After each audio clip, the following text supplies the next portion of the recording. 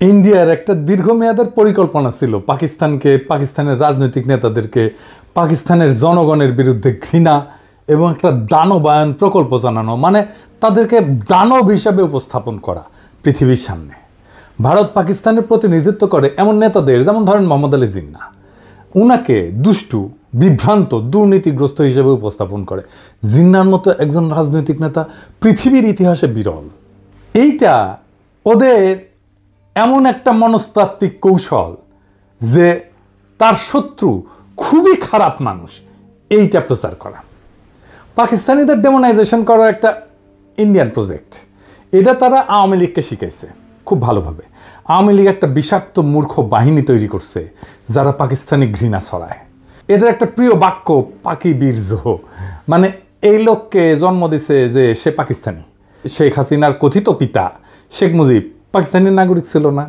তার প্রত্যেকটা ভাই বোন তো মুজিবের বীর্যে জন্ম নাকি অন্য কারো বীর্যে জন্ম? মুজিব তো পাকিস্তানি নাগরিক ছিল নাকি ওরা কোনো ইন্ডিয়ানের বীর্যে জন্ম নিচ্ছে?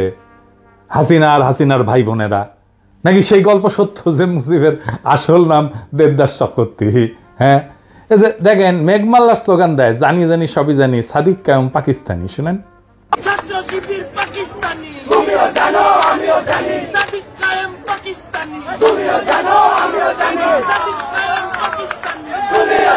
এই মেঘমাল্লারের বাপ পাকিস্তানের নাগরিক ছিল না?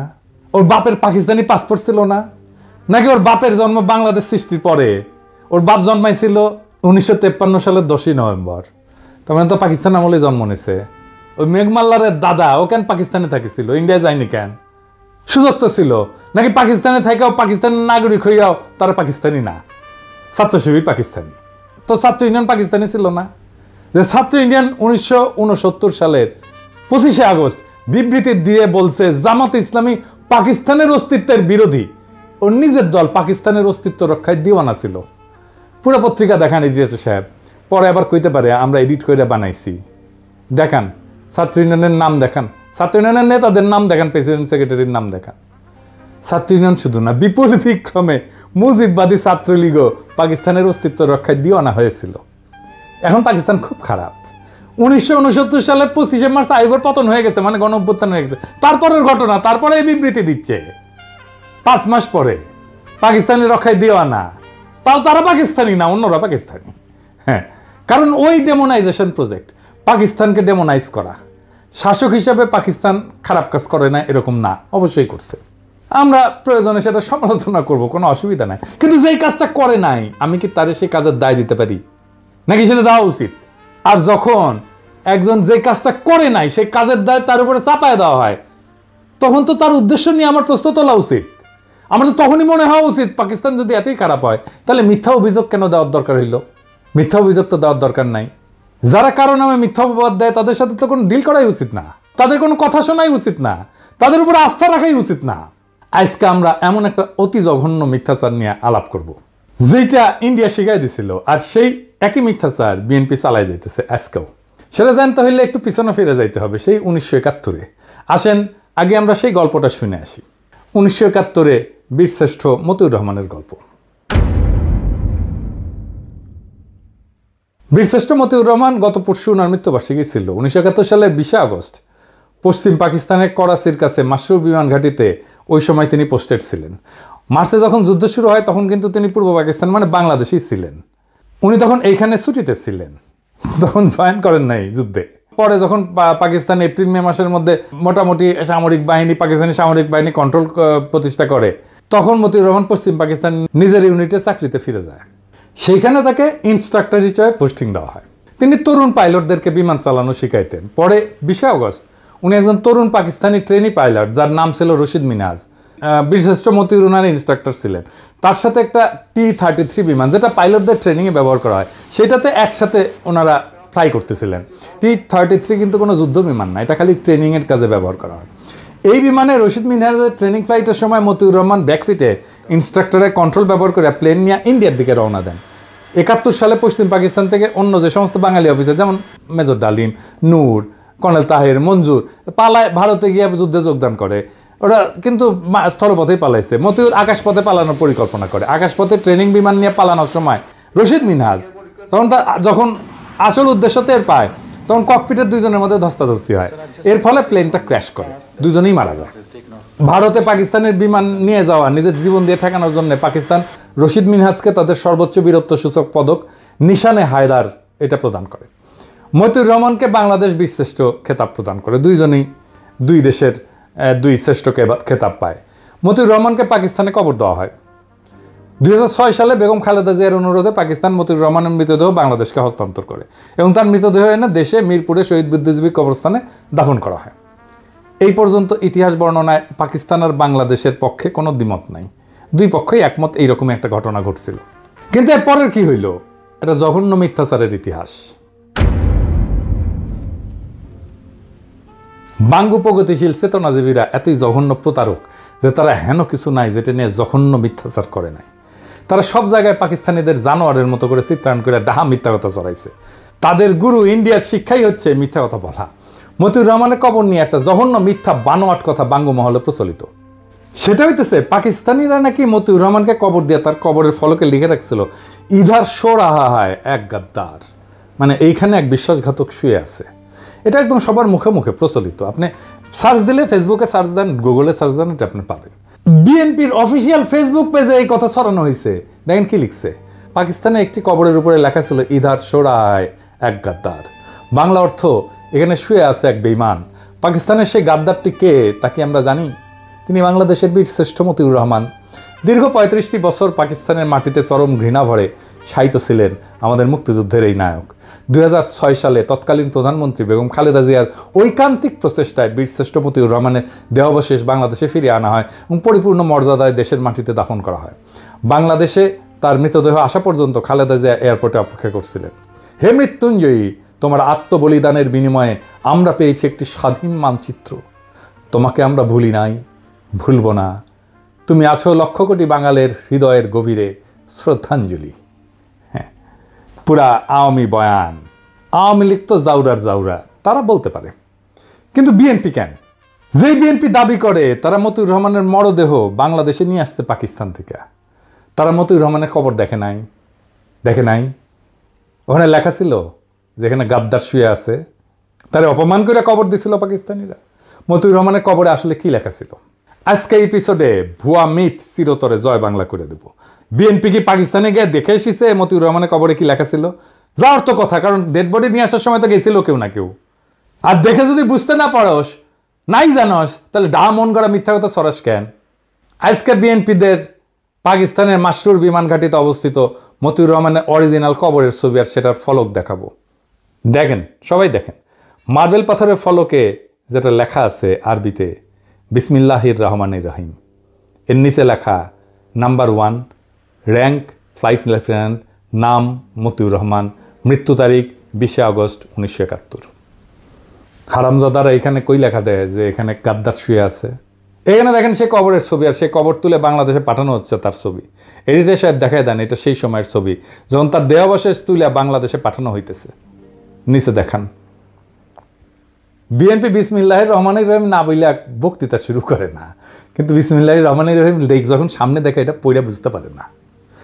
মানে সব জায়গায় ডাহা মিথ্যা কথা না ছড়াইলে পেটের ভাত হজম হয় না। বিএনপির এই চেতনার বয়ান পোস্ট দেওয়া লাগে। বিএনপির মহাসচিব ভাষণ শুরুর আগে ঠিক মতো বিসমিল্লাহ পড়তে পারে না। সেখানে পাকিস্তানিরা মতিউর রহমানের কবরে মার্বেল পাথরের ফলকে বিসমিল্লাহ খোদাই করে রাখছে। এখানে কই চরম ঘৃণা ভরে তারে দাফন করছে পাকিস্তানে। ঘৃণার চিহ্ন দেখলেন আপনারা? বিএনপি তো একটা ব্যক্তি না, একটা সংস্থা না, একটা বিশাল দল। তারা যদি এমন মিস্টেক করে তাহলে দেশ চালাবে কিভাবে? এত নাকি বুদ্ধিজীবী এদের। বিরানি আলম, জামাই কোটার বুদ্ধিজীবী, এত কিছু আছে তাদের, তাও এরকম মিস্টেক কেন হয়? আর সবচেয়ে বড় কথা, যদি বিএনপি কখনো ক্ষমতায় যায়, চান্স যদিও কম, যাই হোক, তখন পাকিস্তান কি এটা মনে রাখবে না যে তারা পাকিস্তানের বিরুদ্ধে এমন একটা মিথ্যাচার করছিল? কূটনৈতিক সম্পর্ক কেমনে করবে? পাকিস্তানের বিরুদ্ধে মতিউর রহমান বিদ্রোহ করছে, তারপরে পাকিস্তান তো তাকে স্বাভাবিকভাবে সম্মানের সাথে দাফন করছে। বাঙ্গুরা যত পশ্চিম পাকিস্তানি অফিসার সৈনিক হত্যা করছে, তাদের একজনেরও কবর দেখাতে পারবে বাংলাদেশে? বলেন তো, মরে নাই? তারা মরছে না? একজনকে তো কবরও দেয় নাই বাঙ্গুরা, শিয়াল কুকুর দিয়ে খাওয়াইছে। বছরের পর বছর ধরে অপবাদ দিয়ে গেছে পাকিস্তানকে। পাকিস্তান তো এখন নিজের ভিকটিম দাবি করবে, করাই তো উচিত। পাকিস্তানের বিরুদ্ধে করা বাঙ্গুদের সকল অভিযোগ কি এখন আপনার বিশ্বাসযোগ্য বলে মনে হবে? আমাকে নিয়ে অনেকে বলে আমি পোল্টিবাজ। বিএনপির নেতা অ্যাপোলো বলছে আমাকে নাকি 2013 সালে পিনাকির সাথে তর্ক করতে হবে। আমার অবশ্যই ট্রান্সফরমেশন হয়েছে, চিন্তার ট্রান্সফরমেশন হয়েছে। হয় মানুষ বড় হয়। ক্ষুদ্রকালে আমরা সবাই চকলেটের জন্য জীবন দিয়ে দিতাম না একটা? এখন কি দিবেন চকলেটের জন্য জীবন? তো ক্ষুদ্রকালের সেই ইমোশনটা কি ভুল ছিল? আর এখনকার এই প্রজ্ঞাটা কি ভুল? আমার ট্রান্সফরমেশন হয়েছে আপনাদের সামনেই, এমন না হঠাৎ করে হয়েছে, আপনারা দেখছেন। গতকালের ভিডিওতে বলছিলাম না যে আমি সেই গুহা থেকে বাইরে হইয়া যখন সত্যের মুখোমুখি হয়েছি তখন আমি হতবিহ্বল হয়েছি। তারপরে যখন প্রশ্ন করা শুরু করছি, যা জানছি এতদিন সবকিছু দেখি সব মিথ্যা, সব ঝুটায়। আমি একটা এক্সাম্পল দেখাই, এটা আমার প্রজন্মের যারা, আমার সাথে মুরব্বী যারা, তাদের বলবেন, ওনারাও সাক্ষ্য দেবেন। আসেন সে এক্সাম্পলটা দেখি। আমরা যখন ছোট ছিলাম তখন এই ছবিটা ছাপা হইতো পত্রিকায়, বলা হইতো পাকিস্তানি ছেলেরা লুঙ্গি খুলে দেখতেছে তার খতনা করা আছে কিনা, হিন্দু না মুসলমান। ছবিটা পাকিস্তানি আর্মির না, ইন্ডিয়ান আর্মির। ছবিটা তুলছেন কিশোর পারেক, একজন ইন্ডিয়ান ফটোগ্রাফার। যখন ইন্ডিয়ান আর্মি বাংলাদেশে ঢুকছে সেই সময়কার ছবি। তার একটা প্রকাশিত বই আছে ব্রুটাল বার্থ নামে। এই ছবিটা সেখানেই প্রকাশিত হয়েছিল। ক্যাপশনে উল্লেখ ছিল, ছবির সেনার পরিচয় উল্লেখ ছিল। ছবিটা PDF অনলাইনে আছে, গুগল করলে পাবেন, আর নিজেই চেক করে নিতে পারবেন। তো এইটা যখন আমি প্রথম ফেসবুকে প্রকাশ করি, প্রমাণ হাজির করি, তখন আমার উপরে বাংলার চেতনাবাজরা ঝাঁপে পড়েছিল। আওয়ামী লীগেরা, আওয়ামী বাকশালী প্রগতিশীল নাস্তিক বামেরা আমার পিছে লাগে কেন জানেন? প্রথম কারণ হচ্ছে বামেরা হারে হারে জানে, চিনে আমারে, আমার ক্যাপাসিটি কি, একসাথে রাজনীতি করে আসছি তো ওরা জানে আমি কি জিনিস। তারা জানে আমি কি করতে পারি, আমি কিভাবে তাদের বানানো দুর্গ ধ্বংস করে দিতে পারি সেটা তারা জানে। তারা জানে যে এইখানে কি আছে। তারা বুঝেছিল যে এই লোকটা একে একে এই ভুল ইতিহাসের মিথ ভাঙতে থাকবে, এই লোকটাকে থামানো দরকার। কিন্তু তারা বোঝে নাই কেমনে থামাইতে হবে, এখনো বোঝে নাই, পারবেও না কোনোদিন থামাইতে। তারপরে তো একে একে মিথ ভাঙতে থাকলাম। আমেরিকা এক একটাভাবে মুক্তিযুদ্ধের বিরোধিতা করেছিল, সেই মিথ ভাঙিছি না? ইসলামপন্থী আলেমেরা মুক্তিযুদ্ধের বিরোধিতা করছিল, সেই মিথ ভাঙিছি না? রাজাকারদের দাড়ি টুপি ছিল আর তারা পায়জামা পাঞ্জাবি পরতো, সেই মিথ ভাঙিছি না? ধর্ম নিরপেক্ষতা প্রতিষ্ঠা করার জন্য মুক্তিযুদ্ধ হয়েছিল, সেই মিথ ভাঙিছি না? দেশ ভাঙার জন্য মুসলিম লীগ দায়ী, সেই মিথ ভাঙিছি না? 1971-এ 30 লক্ষ শহীদ হয়েছে, সেই মিথ ভাঙিছি না? ভাষা আন্দোলনের মিথ ভাঙিছি না? 6 দফার মিথ ভাঙিছি না? পাকিস্তানি শোষণের মিথ ভাঙিছি না? সামনে আরো কাজ আছে। আমি যদি বাইসে থাকি আগামী 50 বছরের বাংলাদেশের রাজনৈতিক বয়ান তৈরি করে দিয়ে যাব ইনশাল্লাহ। কোনো বাঙ্গুর ক্ষমতা নাই আমারই ঠেকায়। শুধু বয়ান না, আগামীর রাজনীতির গতিপথ তৈরি করে দিয়ে যাব ইনশাল্লাহ। জুলাই বিপ্লবের যোদ্ধাদের অনেকে হতাশা নিয়ে মেসেজ করে, শহীদ পরিবার মেসেজ করে, আহতরা হতাশা নিয়ে মেসেজ করে। কয়দিন আগেই আবু সাইদের বড় ভাই ফোন দিছিল, মেলা হতাশার কথা বলল। আমি সবাইরই বলি, আগামীর বাংলাদেশটা আমি দেখতে পাইতেছি। ওই বাংলাদেশ আমাদের স্বপ্নের বাংলাদেশ, আমাদের শত্রুদের বাংলাদেশ না। ওই বাংলাদেশ নির্মাণের প্রথম ধাপ সকল বাঙ্গু সুশীলদের সামাজিক আর রাজনৈতিক কর্তৃত্ব থেকে উৎখাত করা। আওয়ামী লীগকে আঘাতে আঘাতে ধসাই দিছি কেমনে, আপনারাই দেখেছেন না? সেই 2021 সাল থেকে একের পর এক আঘাত করে ওদের সব বয়ান একের পর এক ভাঙিছি। ওরা ভিতর থেকে ফাঁপা হয়ে গেছে, মরালি ওরা নাই হয়ে গেছে, ওর ক্ষমতা আমরা ভিতর থেকে নাই করে দিছি। এইটা 1-2 এর কাজ। এখন এই কাজ আমরা একসাথে করবো আবার আমরা ইনশাল্লাহ। মিথ্যা হইল ক্ষমতার সহজতম অস্ত্র। যখনই সত্যকে পরাজিত করা যায় না, তখনই শত্রুকে ডেমোনাইজ করা হয়, দানবায়ন করা হয়, অদৃশ্য কইরা ভয়ঙ্কর করে তোলা হয়। ভারত পাকিস্তানের বিরুদ্ধে যে প্রকল্প চালু করছিল, আর আওয়ামী লীগ যে প্রকল্পকে আত্মস্থ করছে, আজ বিএনপি যে প্রকল্প বহন করে নিয়ে চলছে, কিন্তু মিথ্যার সেই প্রকল্প ধ্বংস হবে। কারণ মিথ্যার সবচেয়ে বড় সীমাবদ্ধতা হইল সেটা ইতিহাসের বোঝা বইতে পারে না, একসময় ভেঙে পড়ে, উন্মোচিত হয় তার শূন্যতা। আজ আমরা এক সীমানার সামনে দাঁড়ায় আছি, যেখানে মিথ্যার সত্যের সংঘর্ষ নির্ধারণ করবে আগামীর বাংলাদেশের রূপ। যদি আমরা মিথ্যার শিকল ভেঙে সত্যকে গ্রহণ করি, তবে আমাদের রাজনৈতিক কল্পনা হবে মুক্ত। আর যদি মিথ্যার বন্দিত্বে থাকি, তবে স্বাধীনতার অর্ধ শতাব্দী পার হয়েও আমরা প্রকৃত মুক্তি পাব না। সুতরাং আমাদের যাত্রা কেবল পাকিস্তান, বাংলাদেশ, ভারতের ইতিহাসের ভেতরে সীমাবদ্ধ না। আমাদের যাত্রা আসলে সত্য এবং মিথ্যার মধ্যেকার এক অনন্ত সংগ্রামের অংশ। আগামীর বাংলাদেশ সেই সংগ্রামের ফসল, যেখানে শাসন আসবে মিথ্যার প্রজেক্ট থেকে না, বরং সত্য, ন্যায় আর জনগণের আত্মমর্যাদা থেকে। মিথ্যার রাজনীতির অবসান ঘটানোই আমাদের মুক্তির প্রথম ধাপ। ইনকিলাব জিন্দাবাদ।